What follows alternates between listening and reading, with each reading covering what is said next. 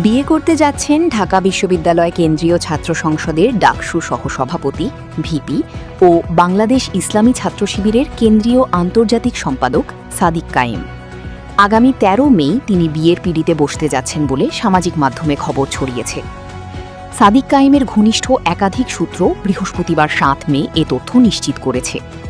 সাদিক কায়েমের হবু স্ত্রী কুমিল্লার ১৪ গ্রামের মেয়ে এমবিবিএস চিকিৎসক আনিকা ফরাইজি। তার বাবা রিলায়েন্স গ্রুপের ভাইস চেয়ারম্যান এবং প্রবাসী বাংলা প্রপার্টিজ লিমিটেডের চেয়ারম্যান। এছাড়াও তিনি বিভিন্ন প্রতিষ্ঠানের সঙ্গে যুক্ত আছেন। সংশ্লিষ্টরা জানিয়েছেন, ঢাকা বিশ্ববিদ্যালয়ের সেন্ট্রাল মসজিদে অনুষ্ঠিত হবে আগদের অনুষ্ঠান। পরে রাজধানীর একটি কনভেনশন সেন্টারে মূল বিয়ের অনুষ্ঠান আয়োজন করা হবে। এদিকে বিয়ের খবরটি সামাজিক যোগাযোগ মাধ্যমে ছড়িয়ে পড়েছে। বিশেষ করে ডাকসু নেতা মাজহারুল ইসলামের তৈরি একটি বিয়ের কার্ডের ছবি ফেসবুকে ছড়িয়ে পড়ার পর বিষয়টি আরও আলোচনায় আসে।